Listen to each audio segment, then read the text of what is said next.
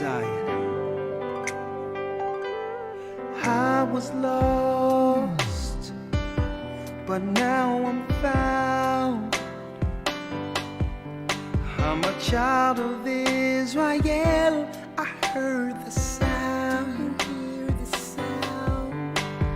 Please give me the strength to stand today. With my eyes towards the east, show me the way to Zion. I'm on my knees,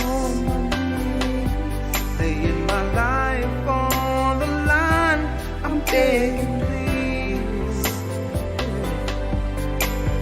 please don't let me fall. Give me the strength. Place my feet, Lord, guide my path. Show me the way to Zion. I opened up. That's right. Shalom, brothers and sisters. I'm Elder Rick Ashiar of the Gathering of Christ Church, here with your weekly Sabbath. Shabbat Shalom. We're going to jump right in. I hope you all are doing well, strong in the spirit, ready for a serious lesson. That's right. You see the topic. I'm jumping right in. You see the title. The power of the fearless will be our particular lesson this evening. I strongly suggest that you share, distribute the information that we are about to bring forth for you in this Sabbath. And hopefully that this particular information can be an inspiration to help brothers and sisters get through these, what the Bible called troubled times, Jacob's trouble. All right, before I go in, let me bring in Elder Lawyer. Elder Lawyer, you with me? Yes, sir. Yes, sir. Shabbat shalom. Okay, yeah, your sound is great. All praises be to the Most High. Jumping right in, you see the topic, Elder Lawyer, the power of the fearless. Okay, what a lot of brothers and sisters don't understand right now is that really the earth is under an attack. And through this attack, it's leaving most people confused and scared. Now, right. That's not the spirit of a true believer or someone who claimed to have faith in God and Christ. So we're here to build the confidence and let everyone understand how to deal in such a time in which Satan used fear as a tool. Now, what happens is, what he'll do is he'll get you alone in an instance where you have to make a decision under that fear. And automatically you begin to acquiesce. Okay? Acquiesce, fall to your knees, and eventually get broken by the demons who are controlling things in this earth. Okay? All of this campaign using the medical system, the hospitals, the institutions, all of these things have been utilized in the past, but a lot of our people don't understand the history of how these institutions, even back in ancient Egypt, were used as controlling mechanisms over the population, to break the population, to bend the population to what?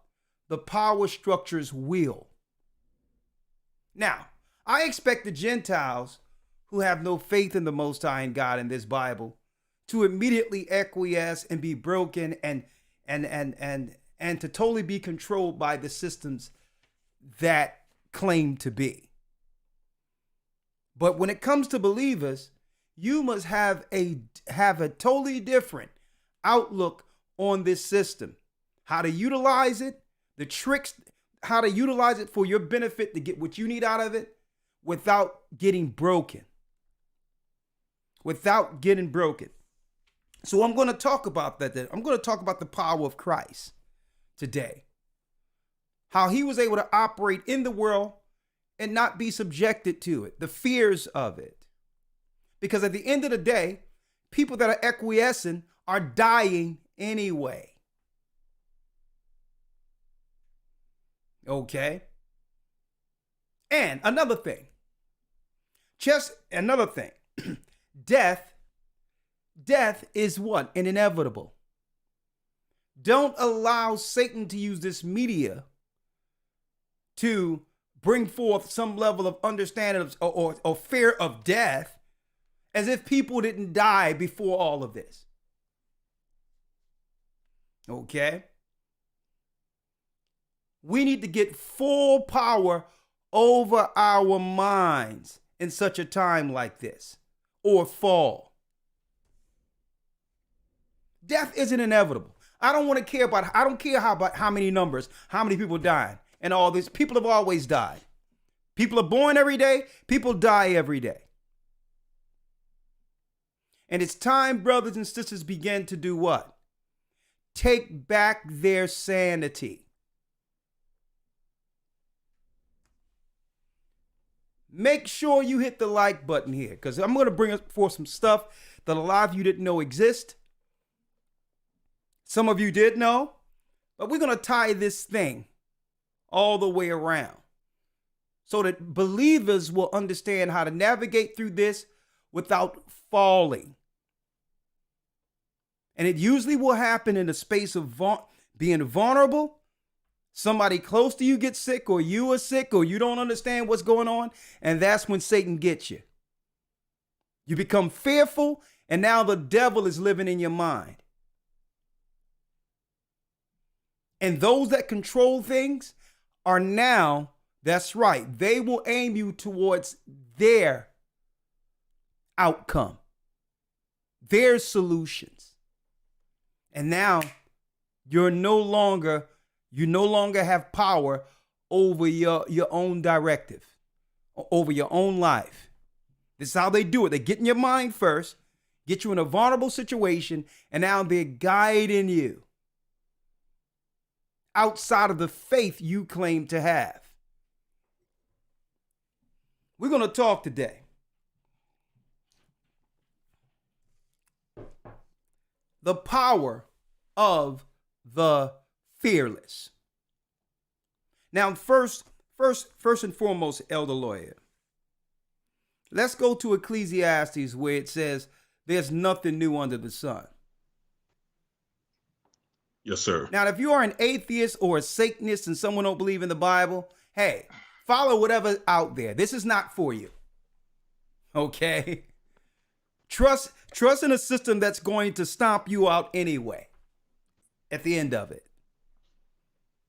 Because without Christ, without the knowledge of the Bible, without the prophetic understanding of what's to come, you're walking in the earth with no hope and no direction anyway. This is for believers today. The power of the fearless. Christ was fearless, okay? Let's read, Elder Lloyd. There's nothing new under the sun. Let's read it. Come on. Yes, sir. Ecclesiastes 1 verse 9. The thing that hath been, it is that which shall be. And that which is done is that which shall be done. And there is no new thing under the sun. There's no new thing under the sun. Now, when we came out of Egypt, Elder Lawyer, I'm going to show you there's no new thing under the sun. What we see according to modern day science, with these hospitals, doctors, and all that, folks, all of this comes from ancient Egypt. The priest of On. There's science, surgery, all of that, how they deal with issues psychologically. A lot of this stuff comes from ancient Egypt, folks, and was later picked up by the Greeks and Romans. And folks, they try to claim it's a science. It's just science. Nah, folks. Nah. Modern day hospitalizations and all that, the medical field, it's a religion. Okay? That's right. Their medical systems have always has always been used in ancient Egypt as a form of control over the population. Right? A segment of the population get too out of hand, and next thing you know, an area becomes sick.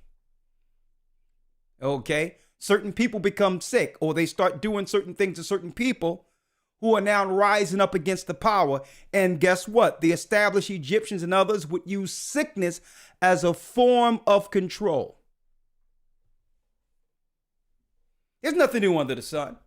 So this is why, Elder Lawyer, when we came out of Egypt, speaking of the Israelites, our people, the children of Israel, when we came out of Egypt, the Most High gave us a directive concerning how we must be one amongst another, opposed to how we were operating or being controlled in captivity. I need you to get that real quick for me, Elder Lawyer, in Leviticus 18. Let's read it real quick.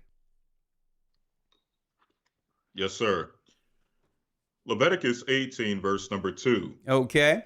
Speak unto the children of Israel and say unto them, Speak I am unto the Lord your God. Okay, speak unto the children of Israel and say unto them, I'm the Lord your God. Brothers and sisters, our God, the God of Israel, is above all gods in this earth, or all gods that the Gentiles worship. Our God is above all of them. Our God has always been above the Egyptian God. Our God is above the East Indian God, the Asian God, even the God of the so-called white man in Europe. That's right. The papacy, he worshiped Satan himself. Our God have always been above all gods, all nations of the earth. That's the God who sent the one whom they call Jesus Christ. This is the God who delivered us out of Egypt. And he told us what? Read, Elder Lawyer. Verse 3. After the doings of the land of Egypt, wherein ye dwelt, ye shall not do. Read that again. After the doings of the land of Egypt, wherein ye dwelt, shall ye not do. Read it once more. After the doings of the land of Egypt, After the wherein ye dwelt, doings of the land of Egypt, wherein you dwelt when we were in captivity. Read. shall ye not do. Shall ye not do. True believers in Christ, the Israelites who came out of Egypt, were not to practice or acquiesce to the practices of the Egyptians. We're not supposed to deal with the mess they deal with. Right? So let me go into one of the paintings that came out of ancient Egypt. And I need y'all to look at this. Here's one of the paintings from ancient Egypt. One of the practices our gods say we are not to do. See? See that? You see that Hebrew slave holding on, bracing themselves while this doctor is sticking something that's breaking their nasal passages? See, this was a form of what? Control, power. And also, when they broke the nasal passages, it made the slave more susceptible to whatever, who knows? Who knows what's on the end of that particular swab? So there's nothing new under the sun. These are the ways of the Gentiles. This is how they control the slaves. See? Breaking the nasal passages, right? So there's nothing new under the sun. See? There's nothing new under the sun. So our God says what? We're not to follow that. Because once they get that up in you, now they dictate everything. Now you're on a path towards something that you have no control over. Okay? I need you to read that once more, Elder Lawyer. Yes, sir. Leviticus 18, verse number 3. After the doings of the land of Egypt, wherein ye dwelt, shall ye not do. Shall ye not do. They tortured us with this crap when we were in Egypt. Read. And after the doings of the land of Canaan, whither I bring you, shall ye not do. And the Canaanites Neither shall ye walk. The Canaanites were setting up the science all within the Mesopotamian area. As a form of control, they would use science, the medical field, and all that as a way of doing what? Controlling slaves through sicknesses, breaking the wills of the people. Now the Gentiles,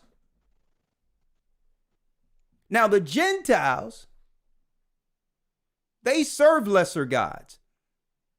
So to them, I'm speaking of regular Gentiles who don't understand the power of being free. All right, who only understand, they only respect this world based on economics, whether or not they can thrive economically. And now, and that's another form of control Satan have used over the people, over the Gentiles. Right? I don't expect the Gentiles to understand, because why? They never believed in the true living God. And it would take Christ to bring the truth to Gentiles, to have them understand what it really, what it truly means to be free in your mind. It's not about your job. It's not about all these other things like the Gentiles seek. Sustaining a certain lifestyle. See, that's the mentality of the Gentiles. And Satan, guess what? Satan can control you that way. He can control you through economics. He can also control you through the fear of death. And he can also control you through the healthcare system. But only if you acquiesce. I need you to read that once more, Elder Lawyer. Leviticus 18, verse number 3. Come on. After the doings of the land of Egypt, wherein ye dwelt, shall ye not do. And after the doings of the land of Canaan, whither I bring you, shall ye not do, neither shall ye walk in their ordinances. Neither shall ye walk in their ordinances. Okay? Their ordinances. Because this is what the Egyptians were about. Using their health system, using their power structure to oppress the children of Israel, or to control the populations of the earth altogether. It wasn't just relegated to them trying to control us. So when you see people acquiescing and now it's because of my job I had to do this. Listen, if you get a sickness and something happened to you because you acquiesce to that, that's on that particular person who didn't have enough faith to understand what was going on. Well, my job required it. Well, my job. Oh, that's okay. Let's get there real quick. Elder Lawyer, let's get Matthew 6 real quick. This is Christ real quick. Because Satan knew that he had a system set up that would force you into compromising your own sanity and health. There's no way around it. The only thing that the faithful can do, the righteous can do, is to withstand it. It's to say, well, no, I serve a different God.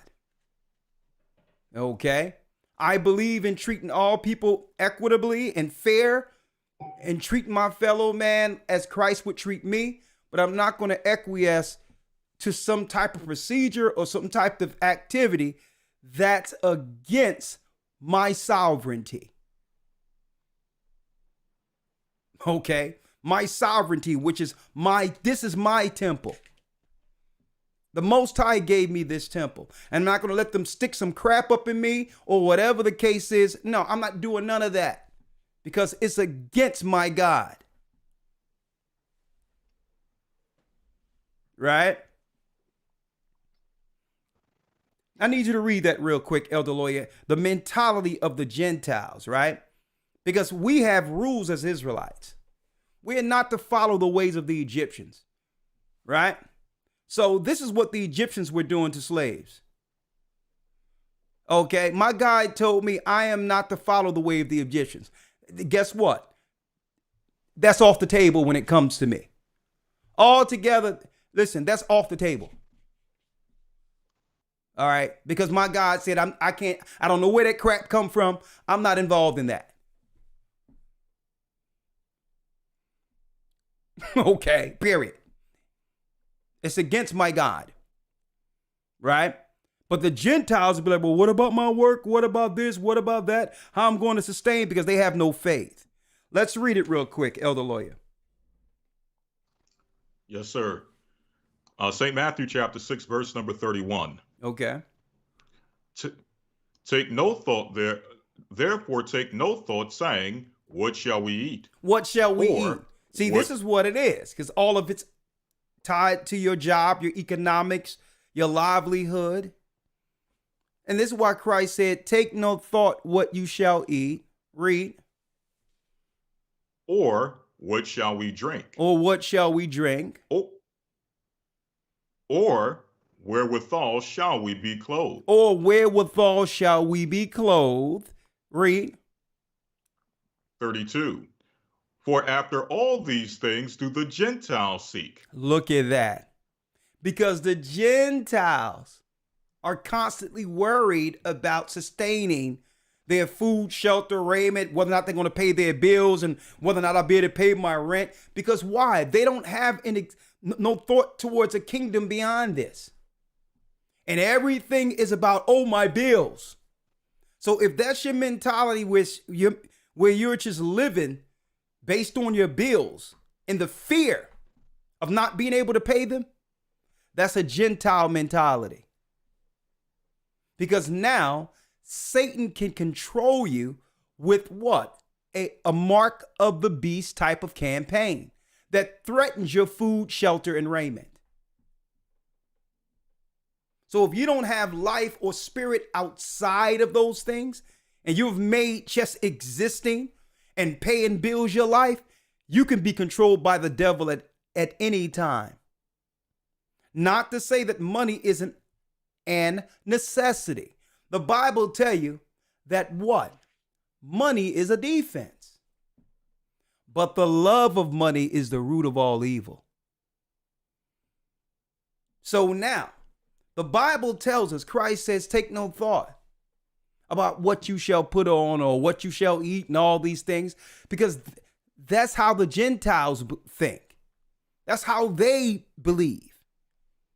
They believe in just the work of their hands and what they established within the earth. Well, suppose the government begin to take those things away from you, where they'll take away the opportunity for you to actually work. Now what you got? Right? Come on, other lawyer. Let's read it. Yes, sir. For after all these things do the Gentiles seek. Like for instance, for your help. Like for instance, the Gentiles will tell you, well, guess what? In order for you to continue doing what you got to do, you must go through an Egyptian torture. Now, what you start thinking about is what? You're going to start thinking about, well, what about how I'm going to be able to pay my rent? How I'm going to be able to do this and how I'm going to do that. When the Most High said you're not to follow the way of the Egyptians. But now you're looking at your livelihood, your lifestyle, more so than what? Standing in truth when it comes to your belief. Now, eventually, that torture is going to make it where you're going to end up sick. And now you're going to be able to play into the narrative of whatever they put out there, not realizing that's right, that the torture put the sickness up in you. And now you're playing into the narrative and believing everything out there because why? You didn't have enough faith just to stick with what? The warning by God. Now you're part of the theater now. Now you're being pulled in and now you believe in everything because why? You've been broken already, just like a Hebrew slave.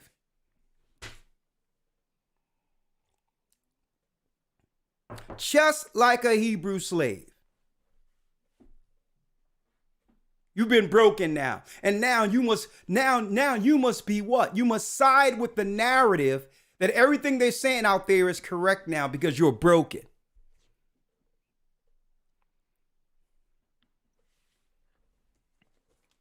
Come on, other lawyer, finish reading. Yes, sir. For after all these things do the Gentiles seek. Come on. For your heavenly Father knoweth that ye have need of all these things. Our Father know that we need food, shelter, raiment. Our God know that our children need to, to be clothed. You think our God don't know? No, but now it's time to do what? It's time to understand the time we're living in and transition. Well, suppose something happens where this new system that they have now will take a hit on where my livelihood can be hit because they're actually transforming the economy. So I'm going to need to adjust now. I'm going to have to what? Recalibrate everything where I can make a living outside of being forced into a Hebrew slave being broken, where I can avoid that. There's other things I can do to take care of my family outside of being broken. So it's time that people start recalibrating and adjusting how they are getting finances. If it means now that you must be broken, it's time to switch things around now and say, well, okay, let me go into another occupation. Let me do this, let me do that, but let me not disobey my God by doing what? Following the ways of the Egyptians. They're doing this to everybody, folks, not just our people. But I'm showing you the difference between what? The faithful and the unbelieving Gentile. I'm showing Christ is going to show you the difference. Come on, other lawyer. Yes, sir. Verse number 33. But seek ye first the kingdom of God and his righteousness, and all these things shall be added unto you. Read that again, other lawyer. But seek ye first the kingdom of God and his righteousness. And his righteousness. And all these. Read. And all these things shall be added unto you. And he'll make sure, he'll send the angels to give you a direction or an idea that you didn't probably have before. Because you had enough faith to stick with him, he'll send forth an idea that will free you to give you finances and other things that you wouldn't have gotten otherwise to help your family. Why? Because you depended on him. And you didn't follow that crap they was talking on CNN and every other second, programming you into this insanity. This Gentile insanity. No one is talking about the Most High anymore. Everyone is talking about a code. And we're supposed to be believers, and that, oh my God, oh, who's sick? Oh, who's sick? Who's sick? Oh my, he got the sniffles. He got this. It's totally ridiculous. And what it's doing, it's eroding our faith in him. That's what it's doing. You're supposed to be, where's your strength as believers anymore? Where's the strength of believers? Elder lawyer, let's go to Jeremiah 10 real quick. Yes, sir. Where the Bible tells us, learn not the way of the heathen. And then I need you to go back to where Christ says, take no thought of what you shall eat and what you shall put on. For that is how the Gentiles think. Because they don't have no hope in the God of Israel. They don't know the God of Israel.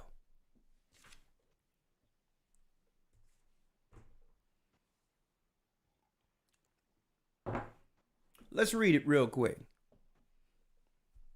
Jeremiah 10, verse number 1. Yeah.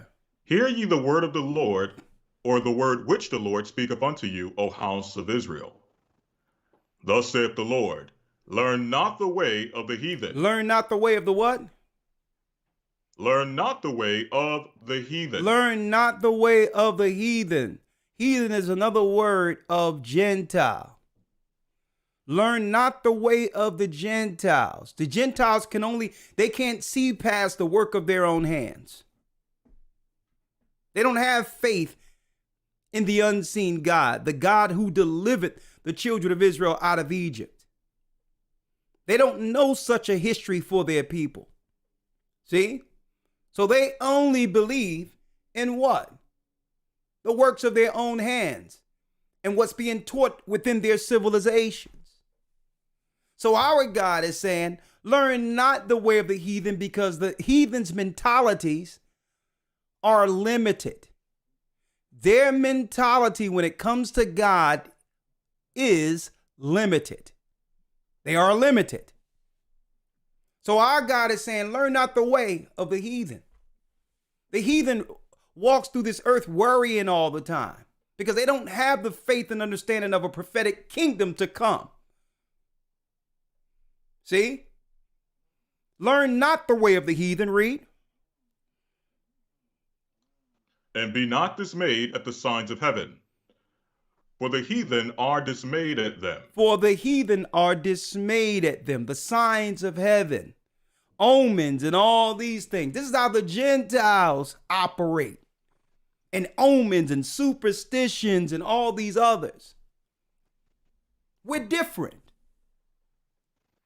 And when he says learn not the way of the heathen, I'm sure some people missed what I showed earlier, lawyer, so I'm going to show it once more before I dive all the way in. Yes, sir. Let's go back to Leviticus again, Leviticus 18. When it says learn not the way of the heathen.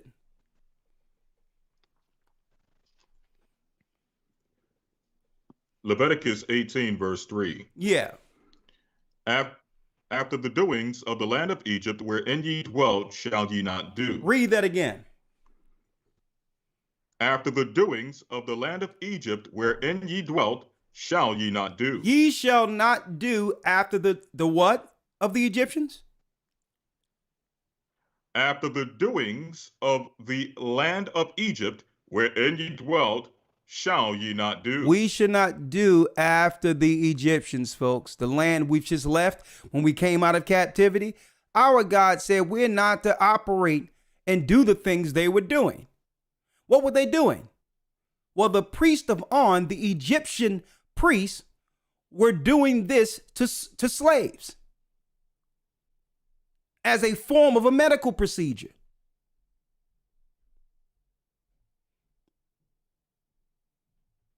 Right?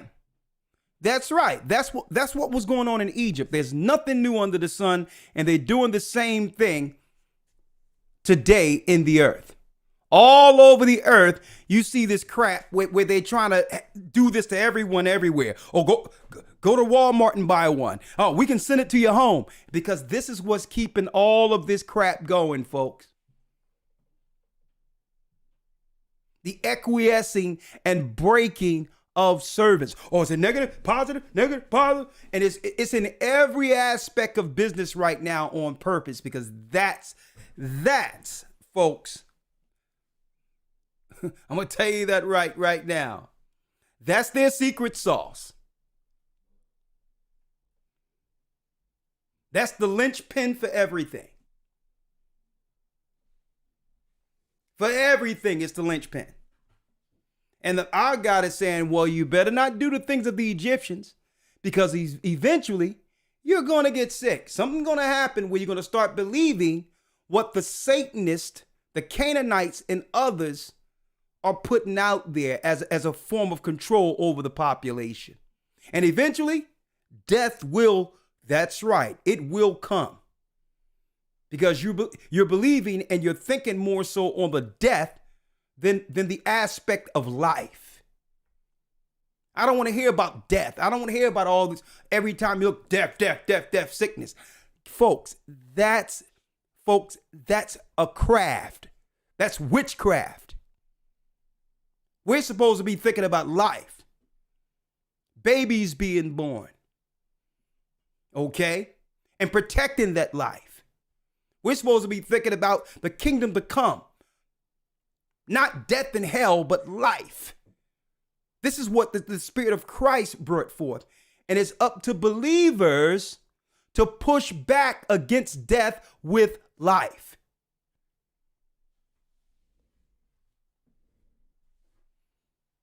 If the true believers in Christ don't have the life and can't bring the life, then who will? Now there's more. Let's talk about it now. Elder Lawyer, let's get Revelation 21:7.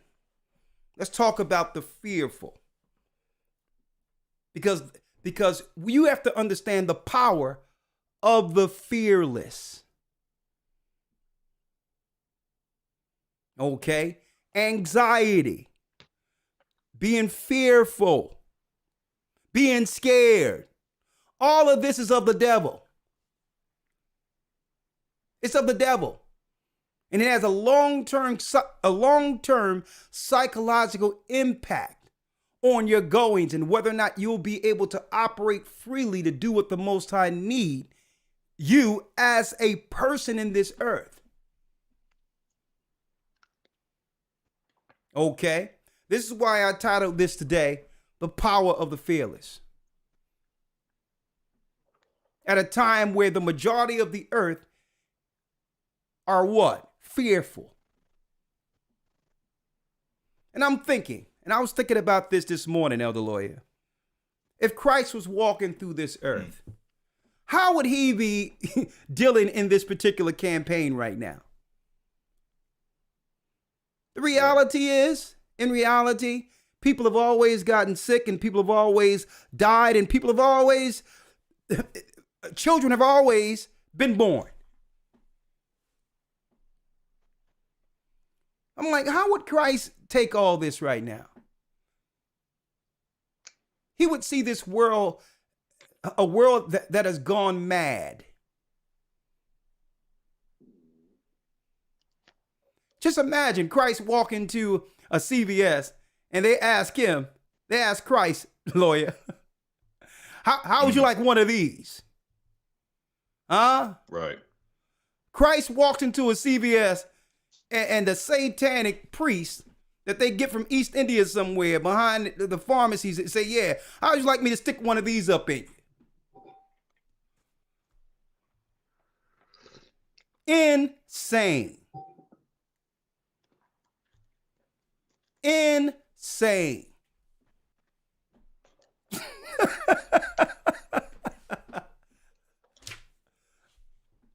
And you know what? It has, what they're doing only have as much power as the people relegate to it. It's us that make this crap real. It's people out there believing it. Because why? It's a testament to an earth where there's no faith anymore. And the majority of people are fearful because they've went away from God. That's the true indication that you've gone away from God. When you're running around scared and you're fearful.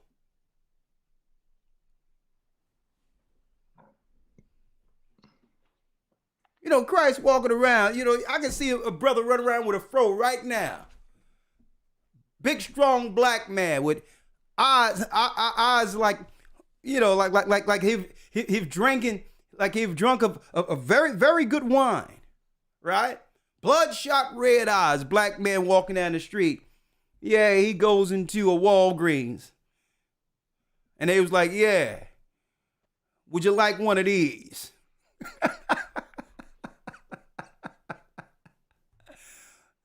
You know, Christ would say, man, get out my face, man. What is this? What is this? Oh no, the whole earth it has a cold. Yeah, the whole earth is scared. Oh, you better, hey, don't go outside. Learn not the way of the heathen.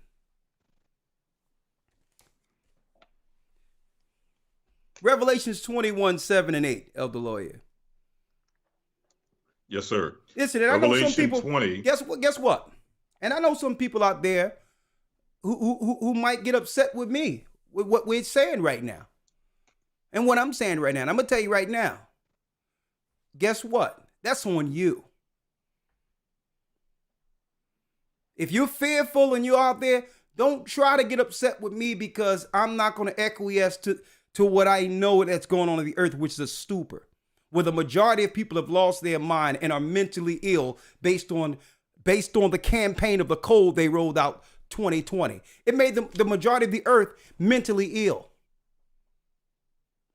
Where you cannot do nothing regular without thinking about that. That's not me. I'm a believer. I understand the power the power when it comes to a belief system. Okay? When you believe in life, strength, health, Christ. When you operate like that, you have a better quality of life, and guess what? You walk through the earth strengthened above the fearful. We believe in Christ. If you run around scared and always think something's going to happen and it's in your mind, folks, the power of suggestion, the power of belief, eventually you'll fall victim to your own fears. And that's not my fault. I'm a believer. I believe in Christ. And I understand the power of what? Of someone bringing something to life through these campaigns. And now we're bringing Fauci's garbage to life.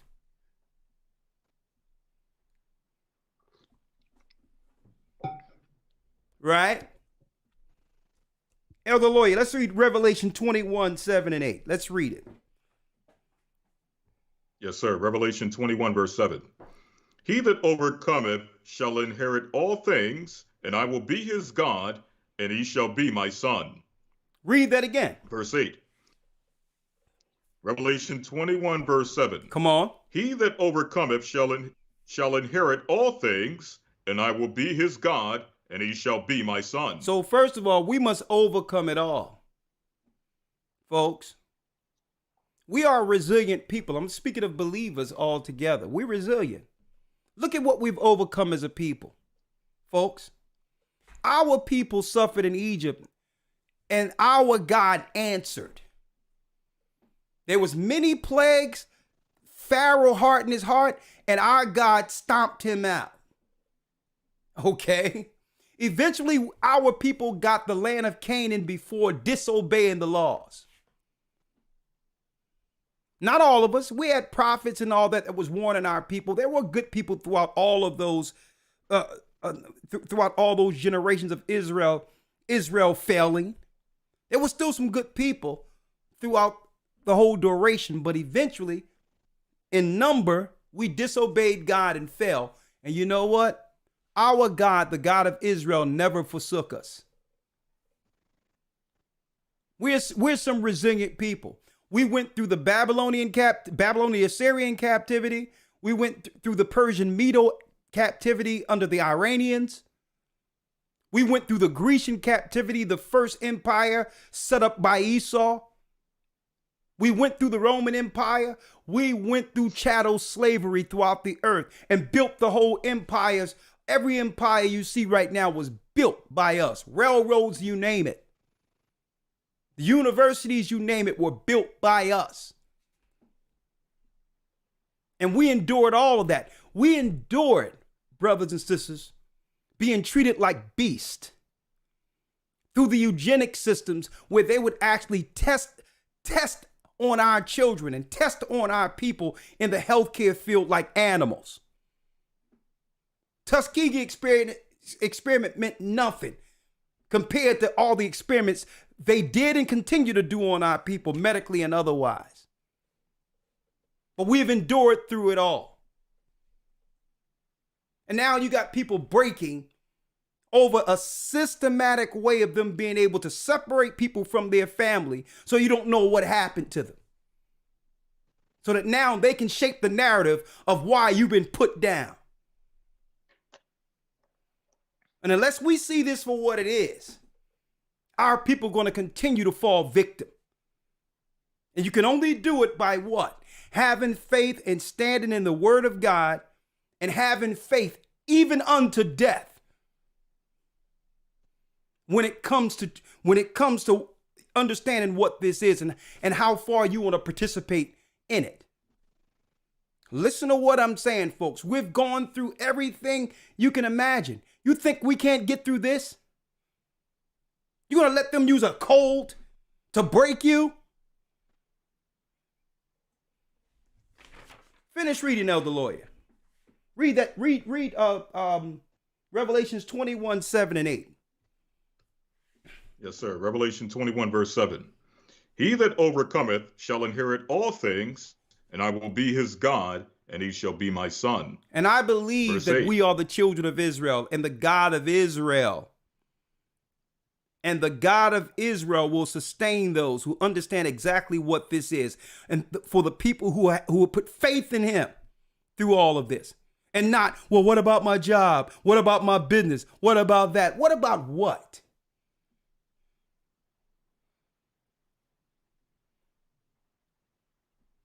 What about what? What circumstance will have you acquiesce and now do, well, I have to do this because of this? What? God said not to do what the Egyptians do. And you suffer the consequences for standing with him, knowing that what?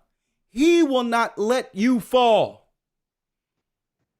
If the system reject you for standing with the Most High, so be it. That's what it takes. It takes faith to stand on what? On truth. And we may lose things by doing so. But your God will sustain you. He will not let you fall. But if you break and acquiesce, you will fall. Finish reading, Elder Lloyd. And this is what Christ is going to say right here. Come on, let's go. Yes, sir. Verse 8. Come on, please. But the fearful, do us a favor, because y'all know we're being shadow banned, brothers and sisters. So do us a favor. Doesn't take anything. Just hit the like button real quick for me. I really appreciate it. Go ahead, Elder Lawyer. Yes, sir. Verse 8. But the fearful and unbelieving and the abominable and murderers and whoremongers and sorcerers and idolaters and all liars shall have their part in the lake which burneth with fire and brimstone, which is the second death. Now, Elder Lawyer, I need you to check out why. Think about this. Look at the company Christ placed the fearful. Mm-hmm. He put the fearful in company with what? Liars, fornicators, all those that would actually burn in the lake of fire. The fearful is with them. That's the spirit of a coward. The fearful. Because this is a time in which what? The righteous is supposed to be bold in such a time like this. And you, oh my God, oh, did she sneeze? Or did he sneeze? Oh my God, oh my God, what's going on here? You got your mask? Oh, I got my mask.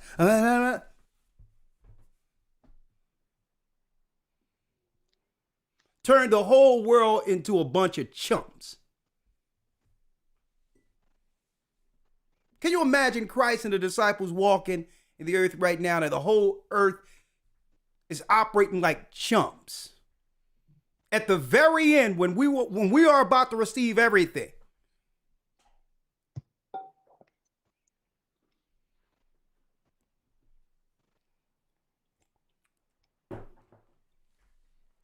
Let's finish reading. Read that last piece again. Yes, sir. Verse 8. But the fearful and unbelieving and the abominable and murderers and whoremongers and sorcerers and idolaters and all liars shall have their part in the lake which burneth with fire and brimstone, which is the second death. Which is the second death. Christ don't understand such cowardness. Fearful people. See, because I can understand why they have it set like this. Because why? They have it set to where eventually the fearful will get someone into one of these institutions and you'll fall to the narrative because eventually it's going to be exactly what they said it is now that you're under it.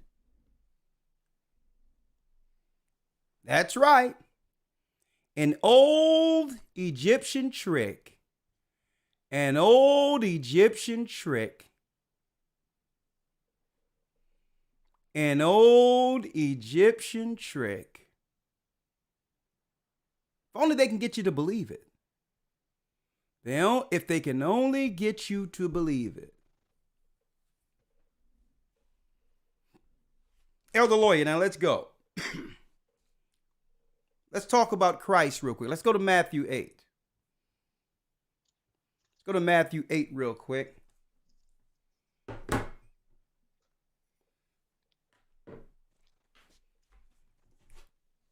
Yes, sir. St. Matthew 8.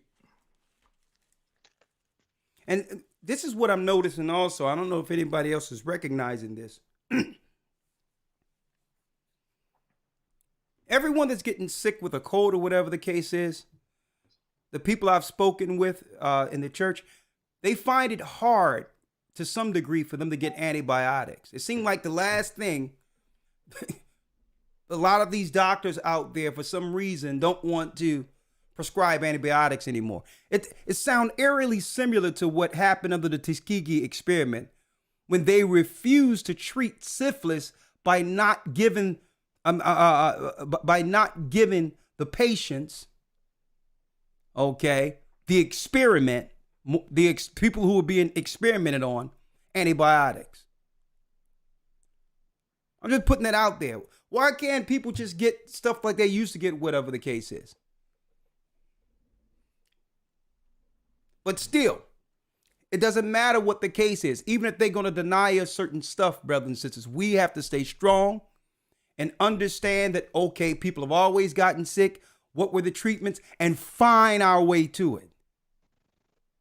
Find our way to the treatments that we knew always worked for us.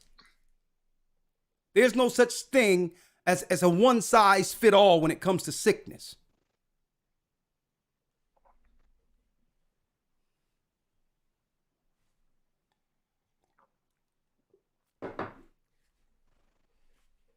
Elder Lawyer, let's go into faith now. Going into Christ now. Yes, sir. Let's get there. I'm at Matthew 8, right? Yes, sir. Okay, let's start at the first verse. St. Matthew chapter 8, verse 1. When he was come down from the mountain, great multitudes followed him. And behold, there came a leper and worshipped him, saying, Lord, if thou wilt, thou canst make me clean. Can you make me clean? And Yeshua, come on. Verse 3. And Yeshua put forth his hand and touched him, saying, I will, be thou clean. Be and immediately thou his leprosy, clean. Read.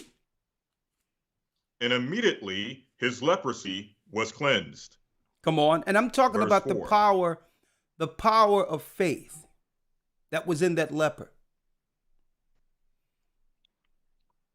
The power of faith that was in that leper. Because guess what? People were sick during Christ's time, but there was many sicknesses that doctors during that time, there was many sicknesses that were incurable that doctors couldn't cure, even back then. And I need y'all to look at this, folks. With all the so-called advances we have in so-called modern medicine, we have populations all over the earth that are just outright sick. Everyone has an illness and sickness, and we're supposed to be in the height of medical advancement? When everybody and their mother is sick or trying to, so what's going on here? So to some degree, the faithful have to take what? Some level of ownership when it comes to healing for themselves.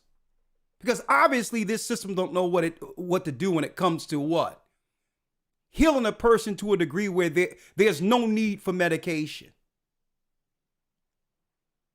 See, and back then people understood that there was a spiritual component when it comes to healing. They understood this back then.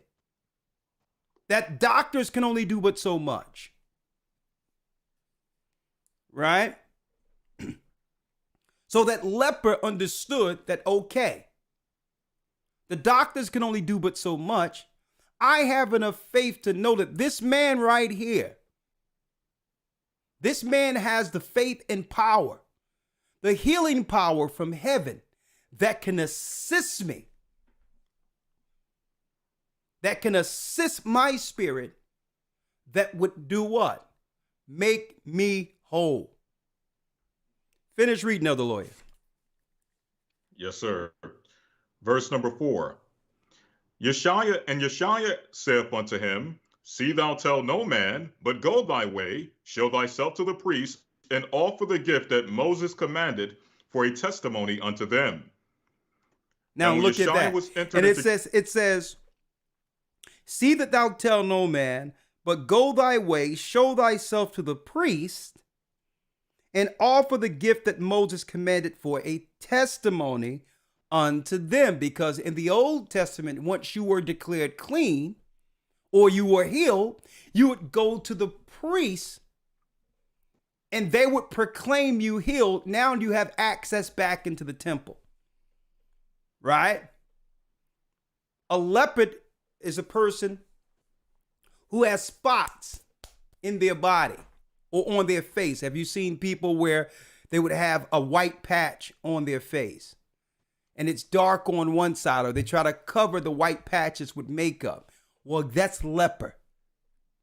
That's an unclean leper. So Christ healed this person where their hue came back to them. Their black skin, from head to toe, they became what? Black again, or brown again. We're not black, we're brown. And then that person would show themselves to the priest and have access back into the temple. Go ahead, Elder Lawyer.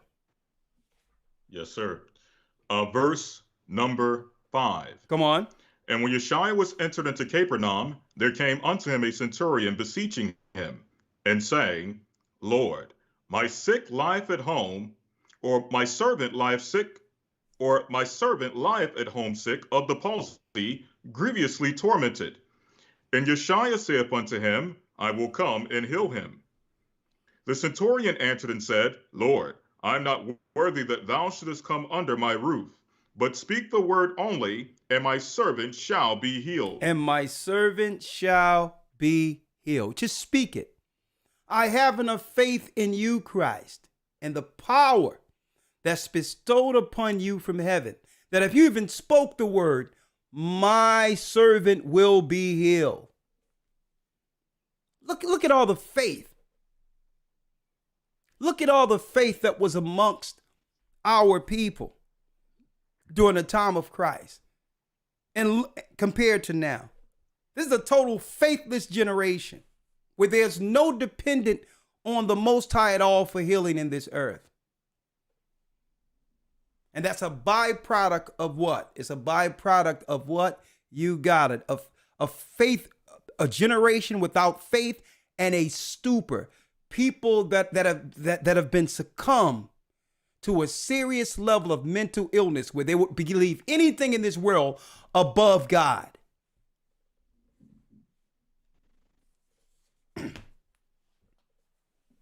And it's a shame because at one time, especially our people, we understood the power of healing. Why? Because we didn't have access to modern medicine like other people. And at one time, our people, before we were integrated into this so-called system, We didn't have access to the healthcare field like everyone else. And you know what? We lived long lives. But one thing about our people that was above others is that we had faith that if the Lord can't heal us, if the Lord can't sustain us, then there's no being sustained. There was a belief system amongst our people at one point where we did depend on the healing power of God.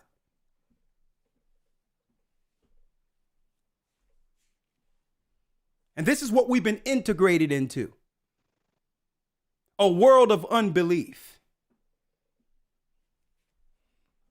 Finish reading. Come on. Yes, sir. Verse number 9.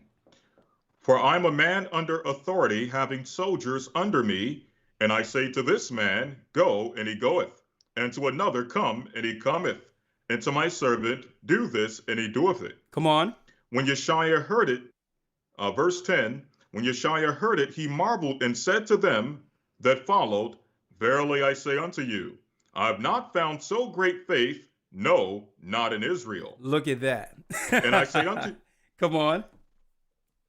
Verse 11, and I say unto you that many shall come from the east and west, and shall sit down with Abraham and Isaac and Jacob in the kingdom of heaven. But the children of the kingdom shall be cast out into outer darkness. There shall be weeping and gnashing of teeth. And it says, but the children of the kingdom shall be cast out into utter darkness. There shall be weeping and gnashing of teeth. Who are these people Christ is talking about here, folks? Who is Christ talking about? The centurion have enough faith to say, listen, Christ, you don't even have to go to my house. If you speak a word, I know that my servant is healed. And our Lord is saying, our Christ is saying, you know what? There's no such belief amongst our people. Amongst our people, the children of Israel, the people who were delivered out of Egypt. And then he says, but the children of the kingdom shall, our people who once had faith, shall be cast out into utter darkness. Who are these people? Elder Lawyer, the precept directly for that is what we read earlier. Who are these people? Let's go back to Revelation 21, 7 and 8. Who are these people? Revelation 21. Come on. Revelation 21, verse 7. He that overcometh shall inherit all things, and I will be his God, and he shall be my son. But the fearful But the and what? unbelieving and But the what? But the fearful and unbelieving. The fearful and the unbelieving. These are the people that have the mentality in the earth today that's right, these Satanists are using to drive the campaign. To drive this sickness campaign. They're using what? The fearful and the unbelieving. These are the people that's going to be cast into utter darkness. Along with who? Come on, Elder Lawyer. And the abominable, and murderers, and whoremongers, and sorcerers, and idolaters, and all liars shall have their part in the lake which burneth with fire and brimstone, which is the second death. There you go. Now let's go back to Matthew. A precept in particular lets you know who he's talking about. People who are without faith. And these people that are without faith, they're the ones that's carrying Satan's water. They're the ones that repeating all of this crap as if exactly how what they're saying on CNN is actually happening. Oh man, you see this variant? Oh, it's a new variant. Oh man, this variant. Yeah, it's a new variant, man. Oh man, this variant. Unbelieving. Unbelieving. Fearful. These are people without faith. And if you're going to believe any of it, when they get you up in one of these institutions and separate it from your family, guess what? You're going to have to believe all of it now. Because they just needed a way, these institutions, they needed a way to separate people from where their family cannot be there to assist them. Here we go. Here it is. You're all alone amongst the demons. That was their plan. All alone amongst the demons with no one to assist you at the most vulnerable, fearful time of your life. They just need, because, I mean, imagine, folks. Imagine this. Yeah, the Egyptians did this to us. The Egyptians did this to us, folks. Oh, yeah. Now, normally the family, you sit there and you're breaking somebody like a chattel slave. The family will come in like Moses did and deal with you. But no. They found a way to separate people from their family at the most fearful and vulnerable part of that individual's life. There was never a time in the history of the earth where the sick had no access to their own families.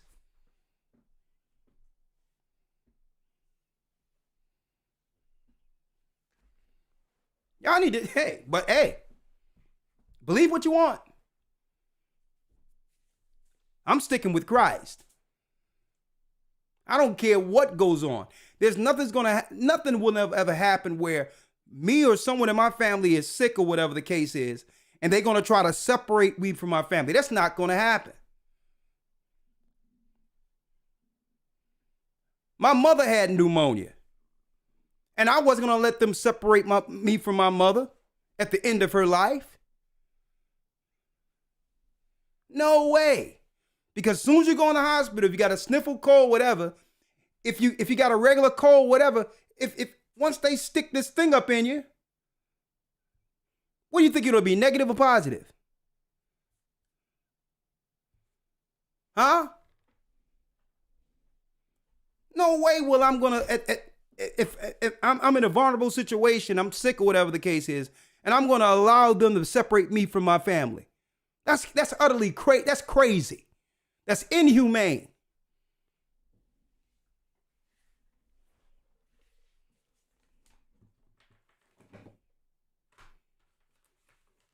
Elder Lawyer, what verse you at? Verse number 13. Come on. St. Matthew chapter 8, verse number 13. And Yeshua said unto the centurion, Go thy way, and as thou hast believed, so be it done unto thee. Come on. And his servant was healed in the selfsame hour. And his servant was healed in the self-same hour. Come on. Verse number 14. And when Yeshua was come into Peter's house, he saw his wife's mother laid and sick of a fever. Sick of a fever. Now, lawyer, Christ go into a room where a woman is sick with a fever. Now, let's move that to 2020, 2021, 2022. Yes, sir. You're not allowed to be sick with a fever with other people around anymore. Where a real healer can come in and help this person overcome, because fevers didn't start in 2020 with the campaign, with the Dovik 91. Can you imagine Christ, Elder Lawyer, trying to get into a house to heal someone with a fever right now? But the first thing the family is going to ask, hold up. The family going to say that they were tested and they're positive up in the house. That's first and foremost. Well, I don't think you can go in there because I think something happened, right? I think something happened, and you can't go up there because they got a fever. And they may have They may have the plague.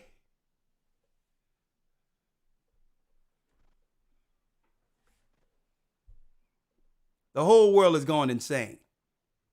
People have always gotten fever. Doctors has always treated people carefully and cautiously who were sick. Doctors operate, and some of them don't get sick because they understand how to proceed with precaution when it comes to healing people. You don't treat people like the plague because they're sick. Right.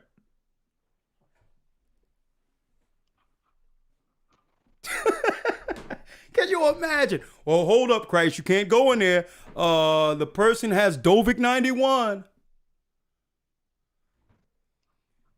Verse, Elder Lawyer. And what they're doing is, believe it or not, it's really a scenario which is taking humanity out of people. To make it where you can justify treating the person you love or other people that you should care about inhumane for the sake of you keeping yourself healthy. It's really desensitizing people. Only the devil could come up with something like that, where someone needs healing and no one can go around them. It's evil. Suppose Christ was like that. Oh, well, hold up. First of all, the results, is it negative or positive? Suppose Christ was like that when it came to a person who needed help. So it's up to the righteous to fight these types of evil spirits, because eventually it's going to be you needing someone to help you, isolated to yourself while the devil is working on your body, putting you down like a dog. Finish reading, Elder Lawyer. Yes, sir. Verse number 14. And when Yeshua was coming to Peter's house, he saw his wife's mother laid and sick of the fever. Hold up now. Was there plastic bags around them? What's going on there? Did the nurses come in with a hazmat suit? Did they put a hazmat suit on Christ? Finish reading. Verse 15. And he touched her hand, and the fever left her, and she arose and ministered unto them. The fever left, and she began to do what? She started nurturing them and taking care of them and cooking for them. Hey, honey, y'all want some tea? She started taking care of them in the house. Right. You know our mama do it when she's feeling better. Oh no, sit down, Christ, have some soup. No, let me whip this up for you. Got her veggies together and started cooking little sides and hors d'oeuvres, and everybody's sitting there having a good old time breaking bread. And she was just laying in her home with fever. Now that same woman would have been isolated somewhere in a what? In a ward in a hospital, separated from her family. That's the world we live in, an unbelieving world that has no love and care for the sick anymore. Finish reading, Elder Lawyer. Verse 16. When the even was come, they brought unto him many that were possessed with devils, and he cast out the spirits with his words. Now this is what we're dealing with in an inordinate number in this earth more so than anything. People riddled with demons. Mental illness. And this is how they're able to drive this particular campaign, because the majority of people are out of their minds anyway. Okay? Out of their minds. But even those who came to Christ, they had the what? They had the understanding that something was wrong, that they were being attacked mentally. They weren't trying to hide their mental illness or to conceal that something was mentally wrong with them. And this is what happens when people know that they're going through things mentally or otherwise, and they go to a doctor to try to get a pill. When really you need a healing. You don't need a pill to cover the mental illness, to try to conceal the demon. So there was more honest people when it came to sicknesses, be it regular sicknesses or mental illness. People were what? They were tuned in when it came to their bodies and their mental state. They understood when they were being attacked by demons, and they wasn't trying to normalize what? Psychosis. Like the world we live in today, where you're supposed to get a pill but still operate out of your mind amongst people with a demon on you. Finish reading, Elder Lawyer. Yes, sir. Verse number 16. When the even was come, they brought unto him many that were possessed with devils, and he cast out the spirits with his word, and healed all that were sick. And healed all that was sick. Now, usually there's a process in this, folks. It's not hocus pocus. Okay? Some of these conversations would go on for hours on end before a demon would leave. Because Christ understood, and he would talk to them so that what? He can find, he can end the conversation. Go to the entry point of where a demon entered a person due to something that happened in their lives. They could have gotten abused. Something could have happened to them. Okay, or they could have gotten hurt. And when they got hurt, a demon came in and took root. So Christ, through conversation, would get to the core point where the person realized by circumstances or by scenarios in which they allowed a demon to enter. Either they allowed it, or because the parents were irresponsible, something happened to the child in their youth, and a demon came in that way through another adult. So Christ was able to get to the root of when a demon would enter, and then he would conversate with that demon. This person no longer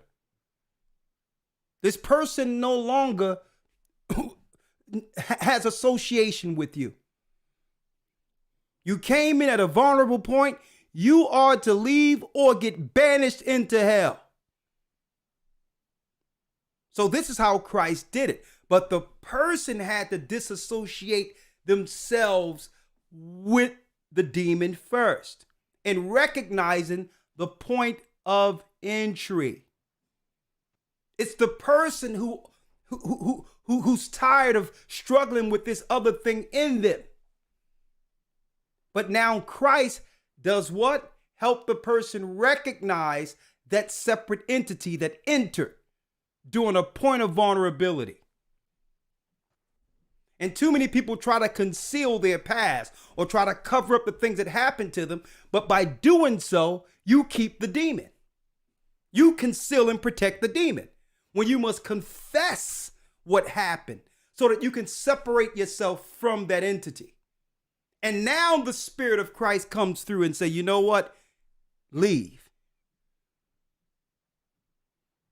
Leave. The person have no more association with you because it recognized you came at a vulnerable point, and what? It attached itself to you. See? So I'm not just talking about the spiritual sickness. I'm talking about what? The mental sickness too. Where we hold things growing up, and we grow up with a demon in us from our youth, and try to excuse it by claiming that, no, this is what makes me unique. That's just me. No, that's not just you. It's the demon that came in at a vulnerable point, and it attacked people ever so often. And then when people recognize it, you try to go back to normal as if something isn't right there. Okay. Demon possession. Christ was healing people like this. Right? Come on, Elder Lawyer. Yes, sir. Verse 16. When the even was come, they brought unto him many that were possessed with devils, and he cast out the spirits with his word, and healed all that were sick, that it might be fulfilled which was spoken by Esaias the prophet, saying, Himself took our infirmities and bare our sicknesses. Come on, let's go. See, and this is why in our modern times, this is why Satan have gone through so much to try to minimize the power of God's word, or try to claim that the Bible is just another book. And there have been people out there claiming that Christ never existed. Oh, he just never existed. Only the demons would put that out there, because what we're showing you is the power to counteract everything they're doing in the earth today. Christ counteracts all of this garbage going on. And this is why they go through everything to say, well, the Bible is just another book. Christ never existed. Don't believe in the book, because they know that Christ has the power to destroy all of this garbage campaign they're putting out here.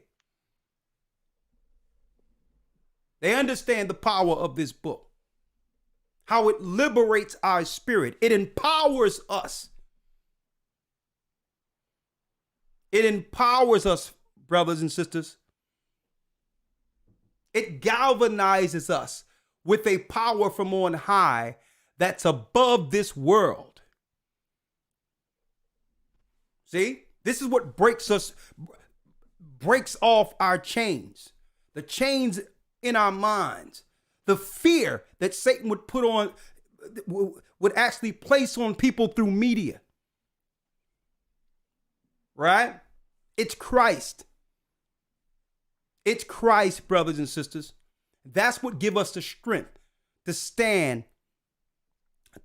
face to face and just break down these lies that are destroying our people. Even in the midst of this healthcare garbage they're dealing with, the strength of Christ give us the power to overcome this. And when this no longer works, they're going to come up with something else, but we'll still have Christ. Right? Come on, other lawyer. I think you put you're on mute, elder lawyer. I'm sorry, Salakia. It's okay. Verse 18. Now when Yeshua saw great multitudes about him, he gave commandment to depart unto the other side. And a certain scribe came and said unto him, Master, I will follow thee whithersoever thou goest. And Yeshua saith unto him, The foxes have holes, and the birds of the air have nests, but the Son of Man have not where to lay his head. 21. And another of his disciples said unto him, Lord, suffer me first to go and bury my father. And Yeshua said unto him, Follow me. Let the dead bury their dead. Now look at that. Christ says, listen, you come follow me. Let the dead bury. Now imagine someone telling a person today, oh no, don't go bury your father. Come do this truth and bring forth the living. He says, no, let the dead bury the dead. All those people that's going to the funeral and all that, they believe in all of this garbage that's going on. They're dead already. Just like, and your dad is already, in habitation. Okay. That's where the dead is. That's right. We're here for the living. And that's what we're saying right now. Let the dead bury the dead. Anyone believe in this dead garbage that's going on right now? Guess what? That's on them. That's on them, folks.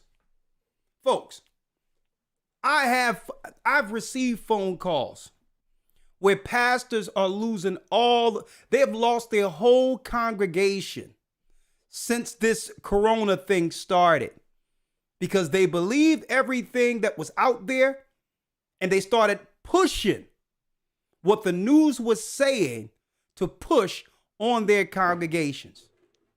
And you know what? I'm talking about people I know who have called me, where these black churches, there's no congregation left for them. The only congregation that was left are now done in because the pastor told them that take something. The only congregation that was sustaining their church is now gone because the majority of them are sick, listening to their pastor. So at the end of it, the dead listen to the dead. And any pastor that would lead their congregation outside of Christ's word is what? Dead. And eventually, his congregation listening to him will be a part of the dead. What did Christ says? Christ tell you, let the blind,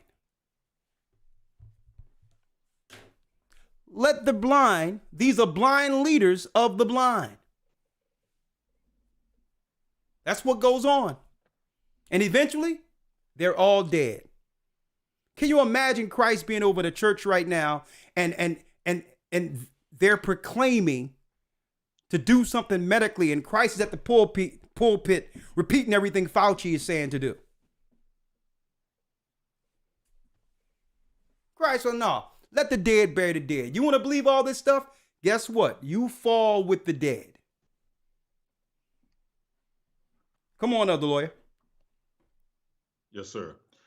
Verse number 22. But Yeshua said unto him, follow me, and let the dead bury their dead. Come 23. On. And when he was entered into a ship, his disciples followed him. And behold, there arose a great tempest in the sea, insomuch that the ship was covered with the waves, but he was asleep. Now here it is.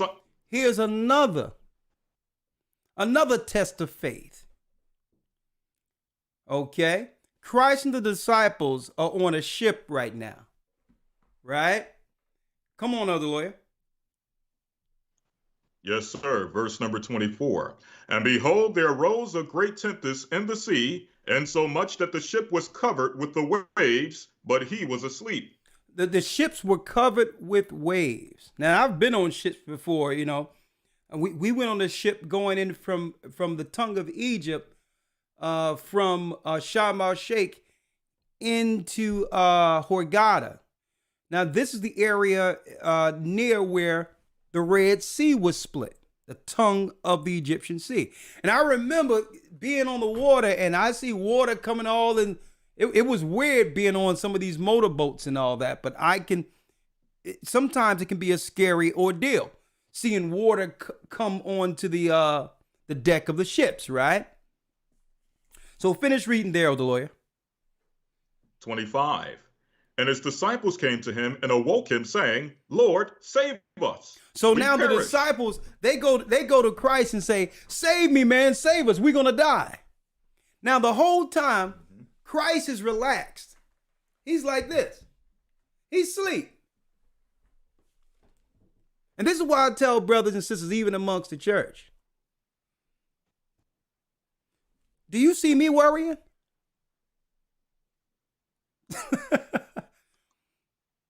Do you see others? Listen, and this one thing that we don't tolerate amongst amongst our church is faithless, scary leaders, where the congregation is sensing fear in an elder or a bishop. Well, man, I don't know. After a few people died, and a new variant is coming on. Listen, I'll tell you what, you can join ranks with Fauci, not with the righteous. You can't lead amongst us being fearful in a position of leadership. And guess what? I didn't set people up. The bishopric was set up by Christ himself. And if any man is sitting in a position where people are looking at them for leadership and they're acquiescing and breaking to what's going on, you are unqualified to lead. You start believing any of this crap out here, you are unqualified. You must put yourself as a leader, put yourself on that ship where Christ is right here in Matthew, the 8th chapter. And understand that the members and others people on your church are going to be like the disciples were, shaking Christ and asking Christ, yo, there's a storm coming. We might die. I heard about this person dying, or this person is in the hospital. What are we to do? A leader is supposed to put himself right here in Christ's position. When there's a storm, you're not supposed to fall weak. You're not supposed to fall weak. And you know what? And it's scenarios that highlights what? The weakness when it comes to leaders. Circumstances show how weak a leader is when now he's supposed to exercise the power of Christ. And he's walking around amongst everyone else, fearful, scared. Let's read it, Elder Lawyer. Yes, sir. And his disciple, verse 25, and his disciples came to him and awoke him, saying, Lord, save us. Save us. We perish. Come on. 26, and he saith unto them, Why are ye fearful, O ye of little faith? Then he arose and rebuked the winds and the sea, and there was a great calm. But the men marveled, saying, What manner of man is this, that even the winds and the sea obey him? Now I need y'all to check out that they marveled at the power of Christ. Now, before Christ rebuked the winds and all that, the only thing they had to do was go lay down right next to him. The storm had no power over the righteous. But what they didn't see in the midst of the storm is what? Their leader panicking. That's what they didn't see. Who created the spirits and the wind, the spirits who bring forth the winds? Christ did. And this is what the disciples and all that, it was lost in the midst of the chaos there. They forgot who they were amongst. And the circumstances moved them into fear. So that's what I see when I see certain campaigns and certain things they're doing. If people cannot make it through this little stuff they're doing with the cold and all this, I don't know how brothers and sisters are going to make it through the next phase. The next phase is coming through with the mark of the beast. The majority of people don't even stand a chance. If you're scared with this little thing that they're pushing. Where you left off at, Other Lawyer? Verse 28. Come on. And when he was come to the other side and to the country of the Gergesenes, there met him two possessed with devils, coming out of the tombs, exceeding fierce, so that no man might pass by that way. Verse 29. And behold, they cried out, saying, What have we to do with thee, Yeshua, thou Son of God? Art thou come hither to torment us before the time? And there was a good way off from them an herd of many swine feeding. So the devils besought him, saying, If thou cast us out, suffer us to go away into the herd of swine. And he said unto them, Go. And when they were come out, they went into the herd of swine, and behold, the whole herd of swine ran violently down a steep place into the sea, and perished in the waters. The power to cast out demons. And usually demons desire to go into filth. Pigs, filth, and abomination. Now, everyone, even under ancient Babylonian rituals and all that, when Babylonian priests would look to cast out a demon under their craft, they would have pigs next to the people because they know that demons desire filth. Okay? So Christ have the power to cast out spirits, demons, right? That's a level of faith. Faith, brothers and sisters. And this is what our people are lacking in this day and time. We have power in us, power through Christ to do great things. So Satan understands this, so he roll out all these campaigns so that it can suppress the power in us that Christ has in us to heal. So that's why they're inundating us with all this other stuff, so that what? The power he fears, the devil fears, can be suppressed. See? Elder Lawyer, we ain't going to go too long because I don't want to beat a dead horse here, because I really want this lesson to resonate when it comes to what? Us having the power of the fearless. I need this to resonate so that brothers and sisters can tap back into that power that we once knew existed as believers.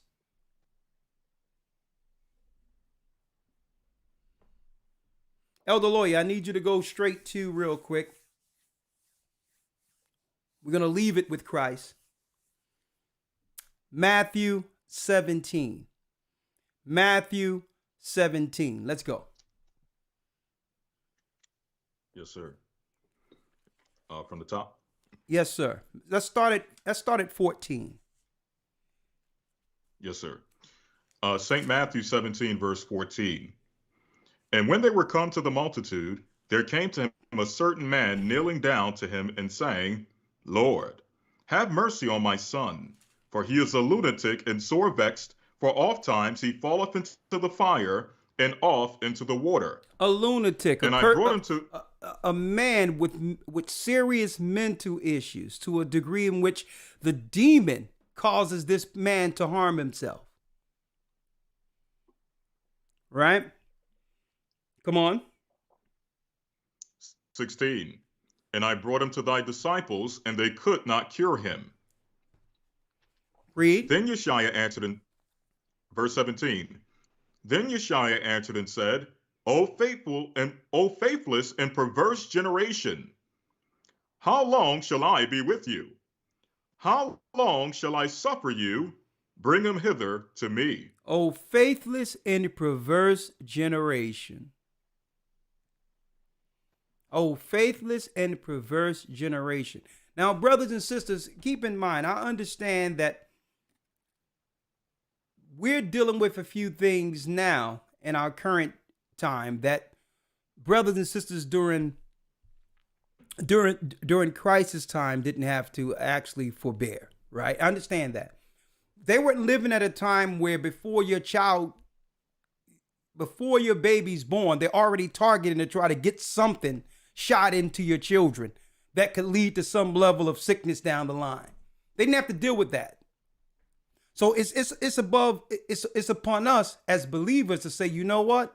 We're taking back our full sovereignty to protect our children coming into the earth where they're not chemically compromised to a degree where now I'm dealing with a child with mental illness or with asthma, like when somebody shot something in me when I was a child and caused me to have breathing issues.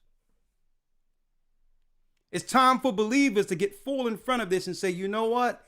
Nah, it's time for us to protect our sovereignty, our bodies and the bodies of our children and the minds of our children, where no chemical can come in and disturb their natural bodies. Finish reading, Elder Lawyer. Verse number 17. Yeah. Then Yeshua answered and said, O faithless and perverse generation, how long shall I be with you? Come on. How long shall I suffer you? Bring him hither to me.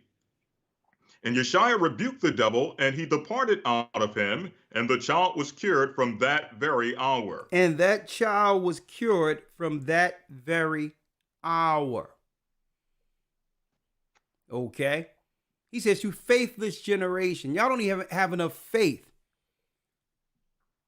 to operate in the spirit, knowing that if we operate in conjunction with the heavens, that we could heal amongst our own people. We trust too much in a wicked system that have always oppressed and destroyed our people. The so-called death care system. Finish reading. Verse number 19. Yes. Then came the disciples to Yeshua apart and said, Why could not we cast him out? And the disciples asked, And Yeshua, why couldn't we cast them out? Read. Listen to this.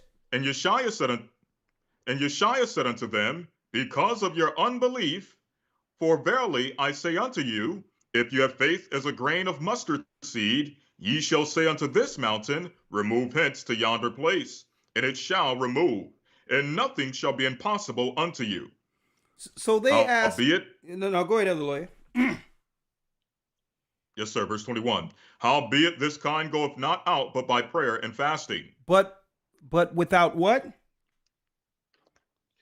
Howbeit this kind goeth not out but by prayer and fasting. But by prayer and fasting. Now, how can the disciples, or how can a disciple of Christ heal when he believed today what the world is saying? If you are subjected to the campaigns of the world and the righteous are coming to you for healing, how can you heal? When you don't believe what? In the power of healing that comes through Christ. You believe in the gods of this world. See? But it says some cannot go out but through fasting and praying. These are they who are linked totally on the righteous side of the Almighty when it comes to thoughts and the mentality to heal a people. You're not in between of what they're saying in the healthcare system and the heavens. You're not conflicted between the two. When you fast, you're linking directly to one side. If you're in the middle, you'll be spewed out and cannot be utilized for nothing. So just imagine a preacher or a teacher and all that. His whole thing is to deal with healing based on what they're saying on CNN or saying on one of these television stations. And he's supposed to be a man of God. And people are coming to you for heavenly healing. But you're confused yourself to what's going on. You're fearful. You're scared. You believe this garbage.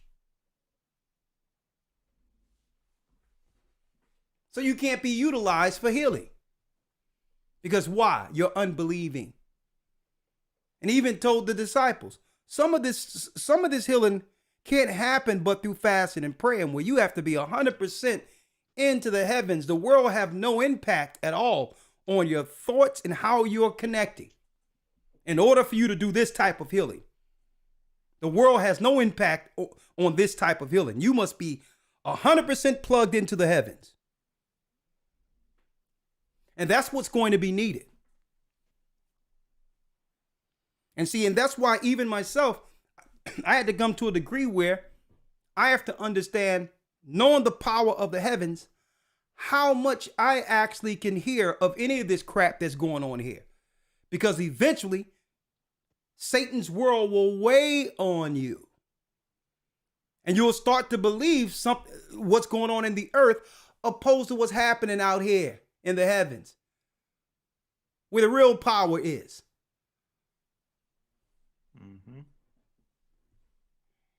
Where the real power is. So if you sit there listening to the echo chambers within the earth, it lowers your faith and it lowers your power to not only just heal others, but to be healed yourself.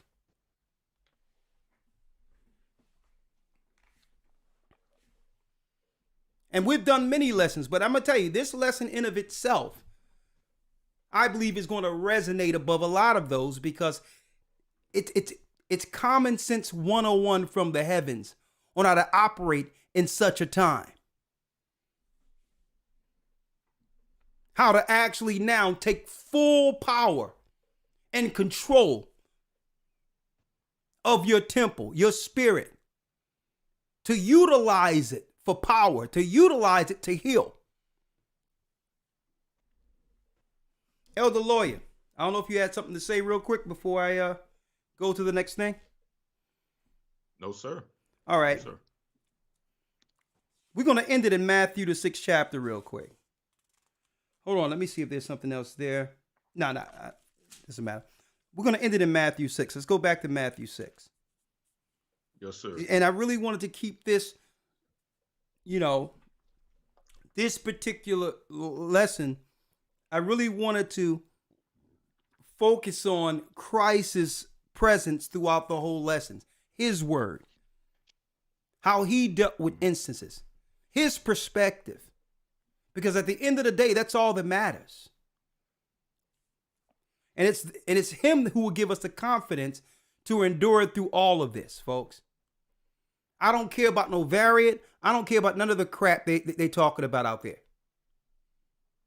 Because I understand that it's all about psychological control. I understand what they're doing. And it's breaking the will of the people. It's psychological warfare. Mm-hmm. And believers aren't supposed to be subjected to this crap. This is how the Egyptians were able to keep our people under check. By controlling us through what?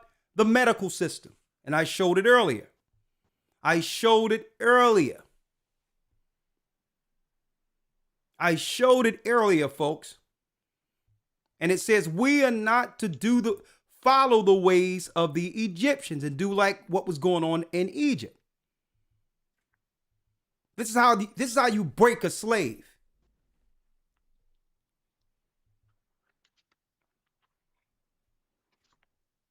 And that's really their secret sauce. If they can get that little thing happening, that's believe it or not, folks, that's their magic, their little magic stick that works for everything. It makes it where, okay, well, because of this, we got to treat you like that. Because of this, because we found out what this says, we got to treat you a certain type of way. It drives everything. That Egyptian trick that they did in Egypt.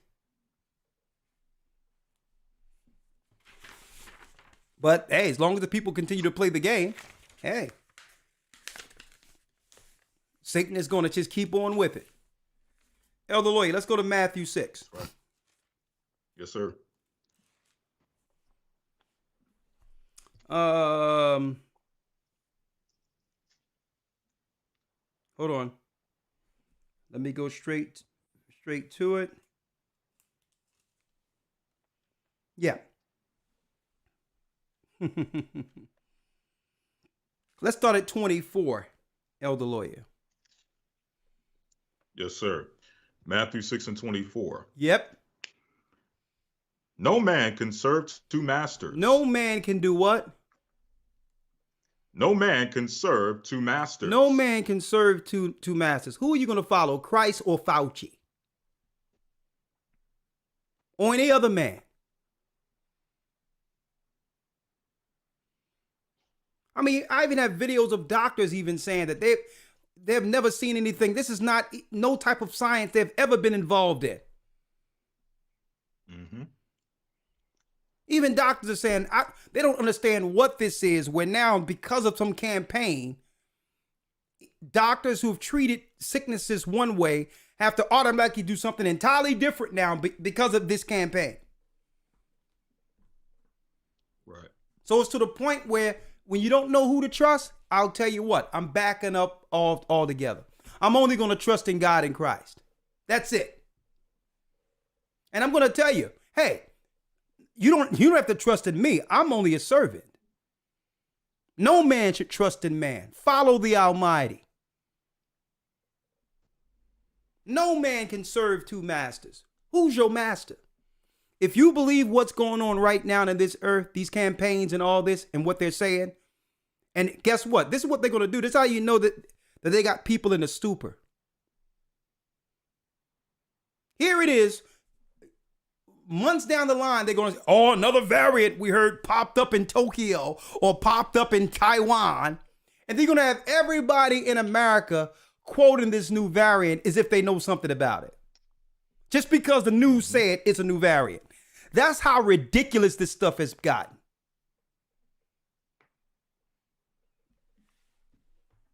The people are in a stupor. They're in a stupor, folks. They're just going to repeat what they hear, because why? The Most High isn't their master. Satan is their master. They're only repeating what? What's coming from the media, which is Satan's mouthpiece. That's your master. No man can serve two masters. Read. For either he will hate the one and love the other. Now, who is our Or master? else- Who's our master? The God of Israel. Ahia is his name, and only him should we serve. What mouthpiece should we follow? His son, Christ. Satan is the God of this world, and the media is his mouthpiece.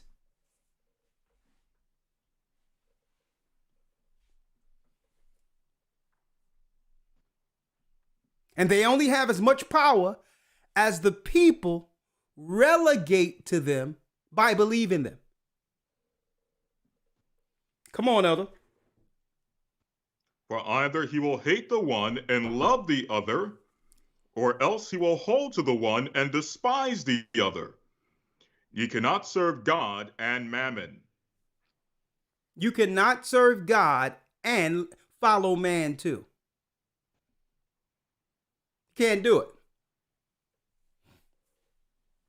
See, I understand what's going on right now. Jacob's trouble. The Bible tells us this. I understand that we're under a depopulation programming throughout the four corners of the earth. They're telling you right out that there's too many people. And I understand right out. They're telling you this. The Georgia Guidestones. And you got people acquiescing and fall into this after they done already told you that there's too many people, and you still believe what's going on and everything they're saying. They already told you these campaigns, be it this global warming and everything, is to lower the number of people on the earth. But instead of us linking into the Most High, we're believing everything they're saying. You're serving the lesser master, Satan, the God of this world. Okay? That's what's going on in the earth, in a nutshell. So the only thing they're doing is they tidying it up. They're putting a PR spin on it to where you can go into a hospital and they can explain it off to you. But really, it's people being put down in a lot of instances. A lot of instances, people are just being put down. But you'll never know. So I'd rather serve the living God and trust in him. I'd rather trust in him. Bill Gates has said years ago that there's too many people on a TED Talk. If we get this number down to zero, what number? People? So Christ is saying straight out, what master are you going to serve? Because if you believe what they're saying, eventually you're going to become one of their numbers. Finish reading. Verse 25. Therefore I say unto you, take no thought for your life, what ye shall eat, or what ye shall drink, nor yet for your body, what ye shall put on. Is not the life more than meat, and the body more than raiment? So let's not make decisions strictly off of our income, is what Christ is saying. Or your livelihood. And see, Satan knew that he would have a system where the majority of people would make decisions strictly off of livelihood. And so Christ came in and he's intervening here to you in the midst of this, knowing that you're going to make a choice based off of livelihood, based off of whether or not you'll be able to have the financial aptitude to help to continue sustaining your lifestyle. Right? So Christ is answering that. Take no thought. What, Elder Lawyer? Take no thought, therefore, for your life. what ye shall eat, or what ye shall drink, Someone nor says, yet for your body. someone says, does GOCC still believe in fleeing Babylon? Let me answer that.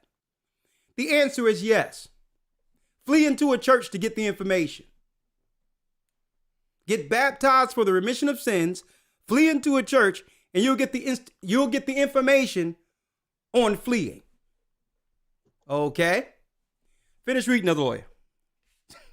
Take no thought for your life, what ye shall eat, or what ye shall drink, nor yet for your body, what ye shall put on. Is not the life more than meat, and the body? It's not the what? Is not the life more than meat? Isn't life more than what the food you put on the table? Isn't there life? Isn't there life beyond just whether or not you can put food on the table? That's what Christ is saying. Read. And the body than raiment? And the body than raiment, than the clothes you can put on. Because these are the things Satan will use to control you. Whether or not you can pay your rent, whether or not you can put food on the table, whether or not you can clothe your children. Well, you know what? Satan can use that to force you into a procedure. See? And now you're breaking what? Your allegiance with Christ. By choosing food, shelter, and raiment over the words of Christ. Well, man, I had to do that, man. I was going to lose my job. You know what you are? You're fearful and you are without faith. Don't try to excuse it off to me. To give us an excuse to why you would break your faith in Christ. There is no excuse. There is no reason for doing so. Well, man, I had to do the Egyptian stick. I had no choice but to do the Egyptian stick, man. I was going to lose my job.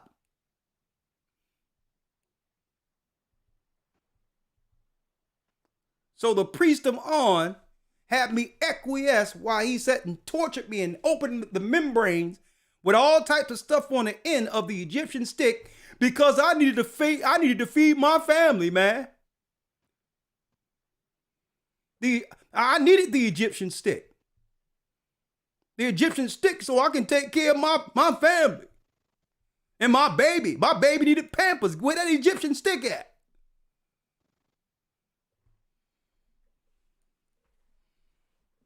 Finish reading, Elder Lawyer. Yes, sir. Verse number 26. Behold the fowls of the air, for they sow not, neither do they reap. The Bible nor says, gather look at into the barns. fowls of the air. The fowls of the air. The birds. Read. For they sow not, neither do they reap, neither gather into barns. Yet your heavenly Father feedeth them. Are ye not much better than they? Are we not better than birds? The Most High look out for birds every day. Read. 27. Which of you by taking thought can add 1 cubit unto a stature? And why take ye thought for your raiment, or for raiment? Consider the lilies of the field, how they grow. They toil not, neither do they spin. And yet I say unto you that even Solomon in all his glory was not arrayed like one of these. Come on. Look at the flowers. Wherefore it, verse 30. The Most High dressed the field better than he actually dressed Solomon. The field is dressed better than Solomon, King Solomon. Read. Wherefore, if God so clothe the grass of the field, which today is and tomorrow is cast into the oven, shall he not much more clothe you, O ye of little faith? Shall he not clothe you of little faith? Don't you know if you take a stance for him, he has something better down the line for you? If you take a stance for him, even if it means losing your business, losing your job, but you stand for him, Don't you know he has something better for you? Or you're going to just try to hold on like the Gentiles do in hopes that this thing is just going to pass. No, they're going to continue to break you. And eventually, the sickness will come with your choice. Because you had more faith in this world that's getting you sick than the God who told you, nah, you're not to do the things of the Egyptians. You're not to follow their ways. Finish reading, Elder Lawyer. Yes, sir. Verse number 31. Therefore take no thought, saying, what shall we eat? Or what shall we drink? Or wherewithal shall we be clothed? Don't make decisions. Don't make life or death decisions based off of finances, based off of income. If you're making these decisions with this campaign strictly off of income, you're showing a lack of faith. And when you acquiesce to it, you end up falling to all of it. Finish reading. For after all these things do the Gentiles seek. Read that again, Elder Lawyer. Hold up. This is how the Gentiles think. Because the Gentiles don't have faith in the God of Israel. The Gentiles don't believe in Christ. Read. For after all these things do the Gentiles seek. For your heavenly Father knoweth that ye have need of all these things. So our heavenly Father know exactly what's needed. So it comes a time where if we're now pushed up with the decision against our God, we choose our God and deal with what comes with it. That's what faith is. That's what faith is. What verse you there, Elder Lawyer? Yes, sir. Verse 33. Come on. This is it. Yes, sir. But seek ye first the kingdom of God and his righteousness. Seek ye first in all your decisions, whether it be with your boss, your family, whatever the case is. Seek ye first the kingdom of God and his righteousness. You're checking with him first. Would Christ do this? He sent his son as the example. Would Christ do it? Then the answer to that decision, the answer to whatever that is no. If Christ wouldn't do it, I'm not doing it. That's how you seek the kingdom first and all his righteousness. He's at the forefront of your decision. That makes it cut and dry. Would Christ do it? No. So the answer is no. So if it's a job or something else, they got to come up with another alternative, something else outside of you doing what? Doing after the ways of the Egyptians. Straight up. And if they try to overstep your religious sovereignty, sue their behind if they try to fire you. That's what you do. Finish reading. Come on. Yes, sir. Verse number 34. Therefore take no thought for the morrow shall take thought for the things of itself. Yeah. Sufficient unto the day is the evil thereof. That's right. Seek ye first the kingdom of heaven and all of his righteousness, and all these things shall be added unto you. Now, there's one thing I want to pull out from what you've just read, Elder Lawyer. I need you to read that last verse. 34. Take therefore no thought for the morrow shall take thought for the things of itself. Now, why did Christ say that? Because some of us people who are fearful, we like to get in front of things. And this is why Christ said, take no thought for tomorrow. A lot of us going to make a decision today to get in front of something. Well, they said they're going to start firing people if they don't take this stuff. So let me go ahead and do it, even though no one's forcing you to do anything. See? And this is why Christ said, take no thought on tomorrow. You didn't even know if tomorrow's coming, so you're trying to preemptively get in front of something? What's wrong with you standing still and waiting. What's wrong with that? No one is for you. Still got a job. You're still going to work. You're just talking about what they saying is coming down the pipeline, and you're letting that move you into a real life decision. Christ said no. Christ said no. Take no thought for tomorrow. They're trying to pressure you, trying to worry you about tomorrow, when tomorrow isn't promised to anyone. Read that again. Take therefore no thought for the morrow shall take thought for the things of itself. For tomorrow will take care of itself. Come on, Elder Lawyer. Sufficient unto the day is the evil thereof. There's enough evil we have to fight through today than to try to preemptively get in front of something that might happen tomorrow.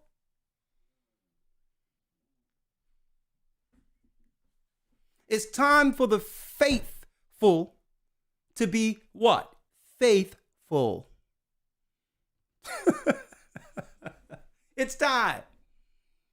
Overcome the stupor and don't allow what's going on out there to affect your life going forward. Here's the reality, folks. The Most High has awakened the children of Israel throughout the four corners of the earth. And eventually, we will be delivered into our kingdom. It's just that we have to go through a lot of persecution. We're going to have to go through a lot to get there. But it was already written, folk. It was promised that we would one day stand with the promises of our fathers, Abraham, Isaac, and Jacob through Christ. So in the midst of that, what I'm going to tell you all, they're going to keep on throwing out all these campaigns as more of these distractions as our people awaken. They're going to keep on doing these things. Folks, we're not to acquiesce through fear. We're not to believe the empires who've always enslaved us. It's time for us to do what? Use that power of the fearless. And who's the fearless? Christ. Christ. The unbelieving, let's end it there, Elder Lawyer. Yes, Revelation, let's go back there. And we'll end it there. Revelation 21, 7 and 8. Revelation 21, verse 7. Yep. He that overcometh shall inherit all things, and I will be his God, and he shall be my son. And that's why, again, but our Christ is the Christ of life. He's not the Christ of death. He's not the Christ of sickness. So it's up to you what you allow to take up residence in your temple. If you think about death and sickness all the time, eventually that demon will overcome you.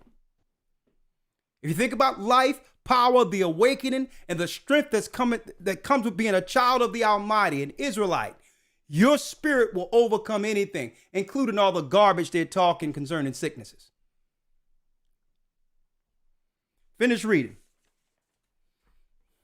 But the fearful and unbelieving. The fearful and the unbelieving and the what?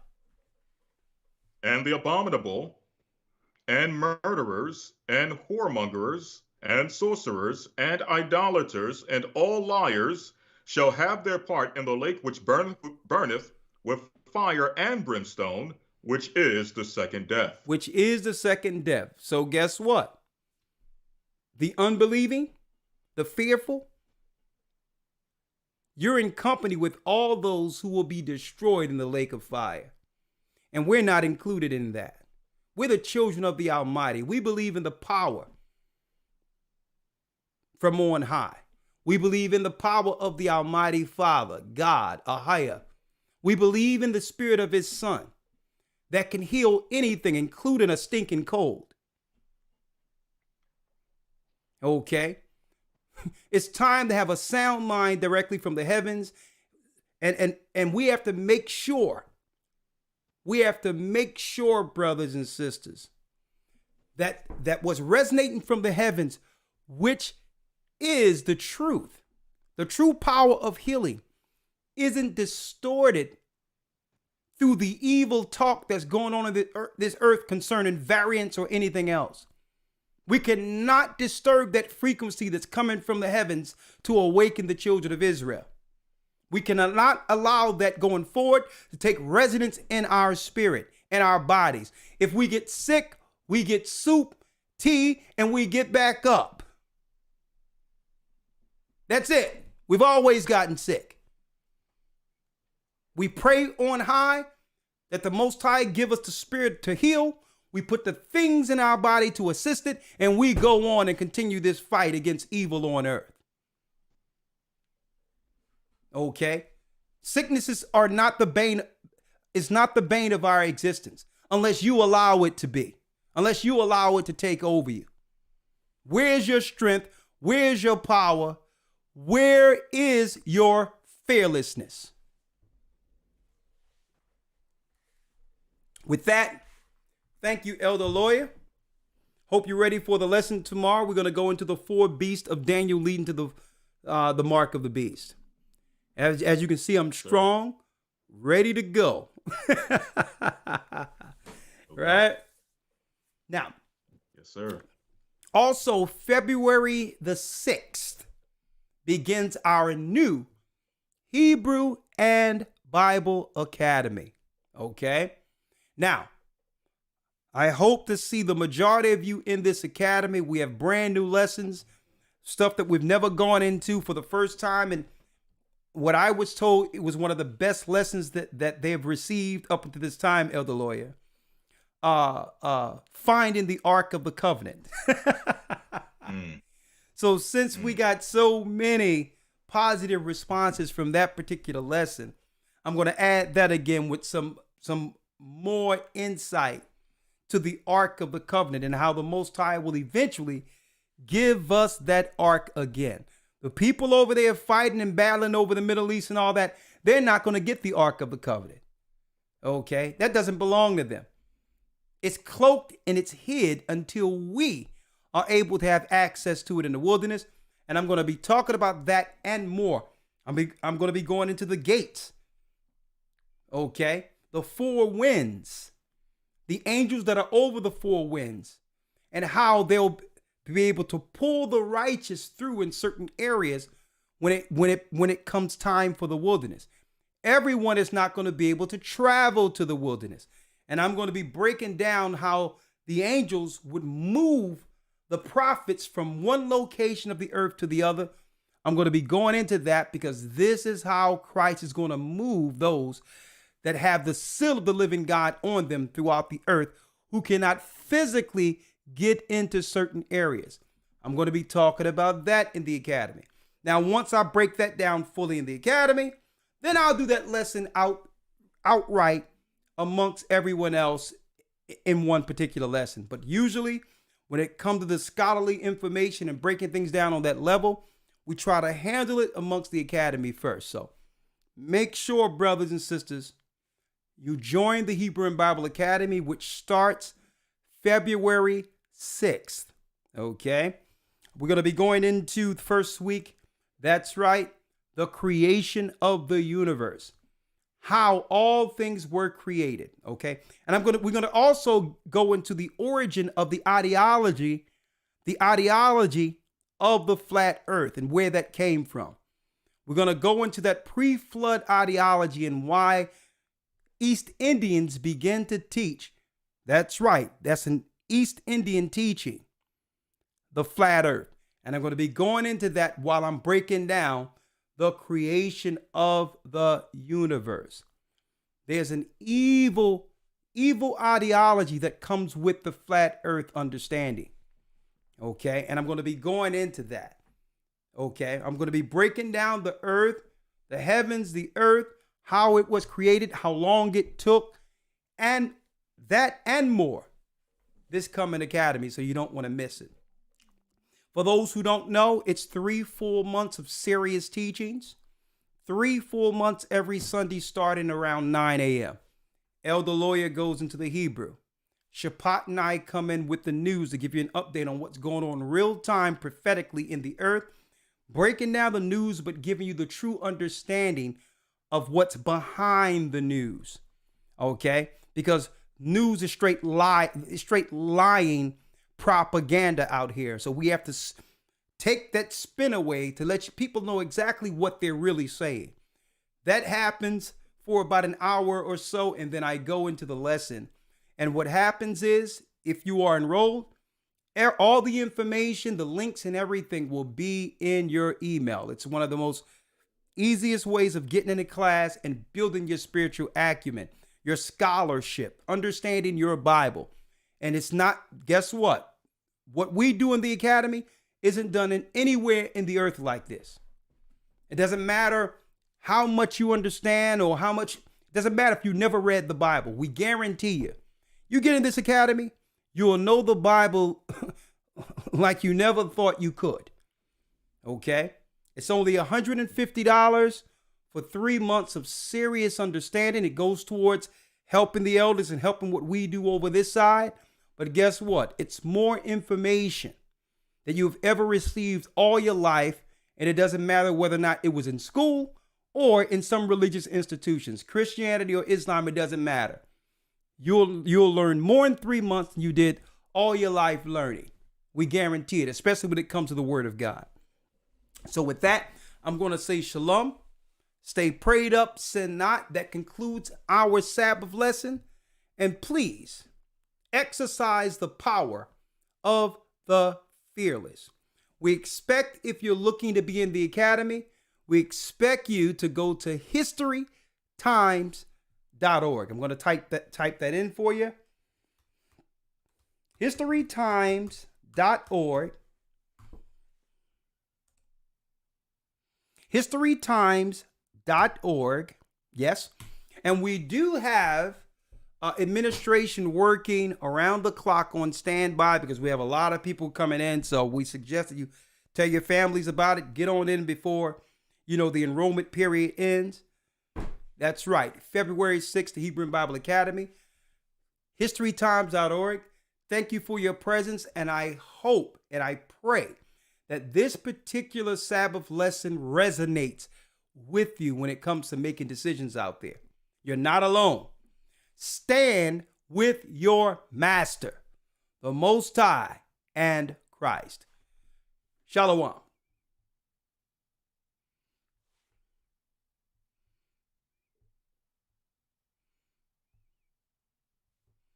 Oh yeah, to Zion.